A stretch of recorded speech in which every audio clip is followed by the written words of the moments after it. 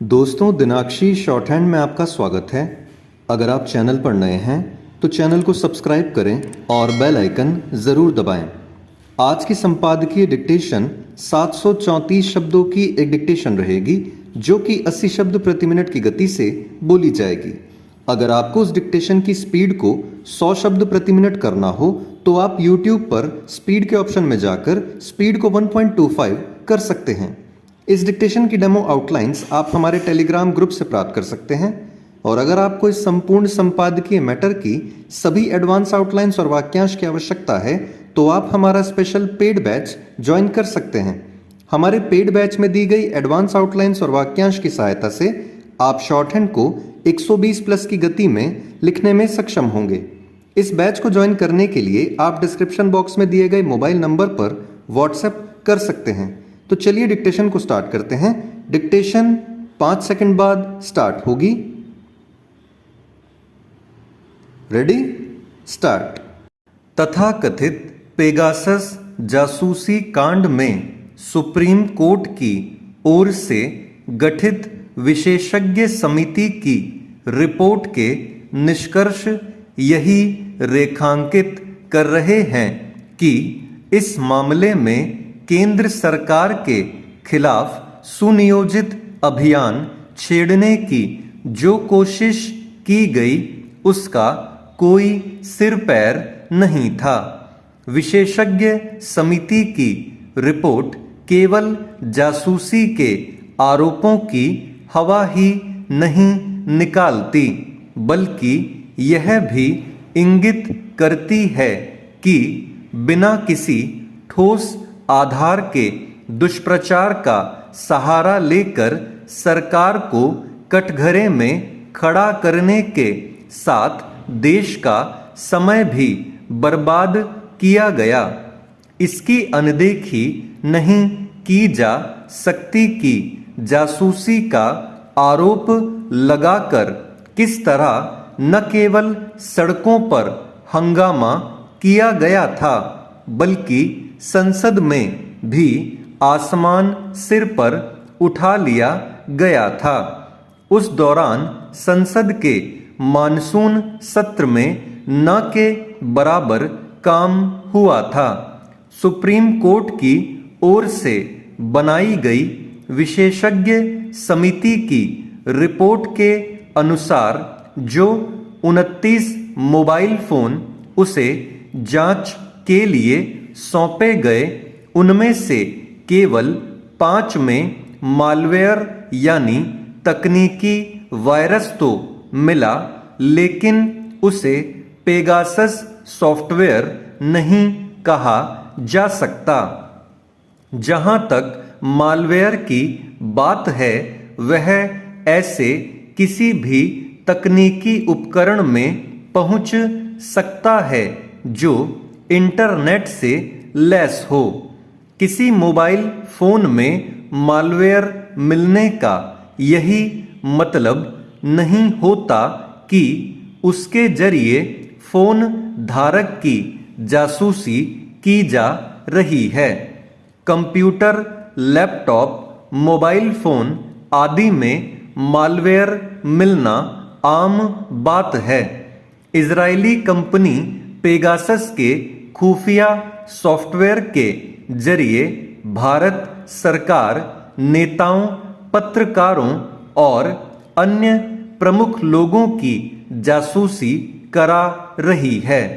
इस सनसनीखेज आरोप ने तभी दम तोड़ दिया था जब उन तमाम लोगों ने सुप्रीम कोर्ट के निर्देश पर इस मामले की जांच करने वाली विशेषज्ञ समिति को अपने मोबाइल फोन सौंपने से इनकार कर दिया था।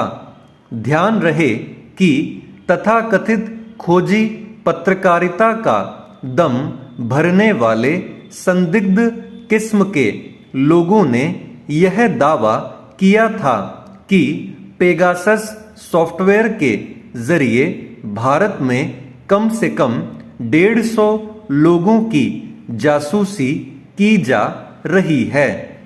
आखिर क्या कारण रहा कि इन 150 लोगों में से केवल 29 ने ही अपने मोबाइल फोन जांच के लिए सौंपे?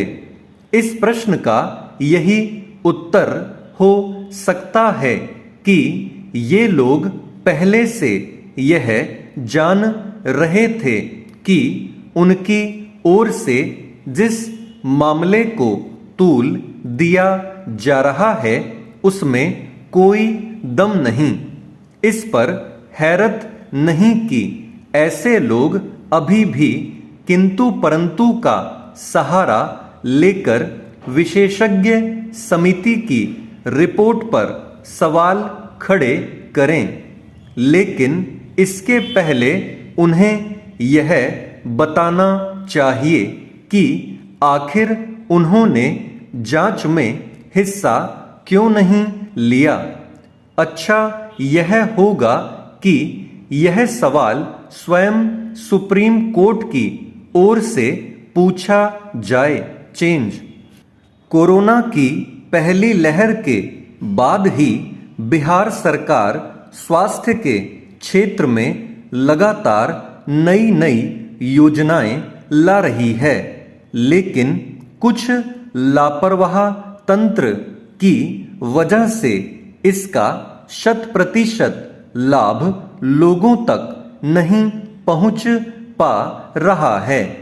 गांव के लोगों को घर के पास इलाज की सुविधा मिले, इसके लिए सभी पंचायतों में हेल्थ एंड वेलनेस सेंटर की परिकल्पना की गई थी। इसके निर्माण के लिए राशि भी आवंटित कर दी गई, लेकिन अधिकतर गांवों में यह ठीक से काम नहीं कर पा रहा है। मुजफ्फरपुर जिले को ही उदाहरण के रूप में देखें तो यहाँ पिछले 2 साल में 380 हेल्थ एंड वेलनेस सेंटरों के निर्माण पर करीब 26 करोड़ रुपए खर्च किए गए, लेकिन अधिकतर पंचायतों में सब कुछ कागज पर ही दिखा दिया गया। कई पंचायतों में पुराने भवनों का ही रंग रोगन कर दिया गया। इसकी जानकारी तब मिली जब सेंटर का उद्घाटन करने अधिकारी समेत अन्य अतिथि पहुंचे। ग्रामीणों की शिकायत पर जब भवन का निरीक्षण किया गया तो पाया कि वहां कोई संसाधन ही उपलब्ध नहीं है।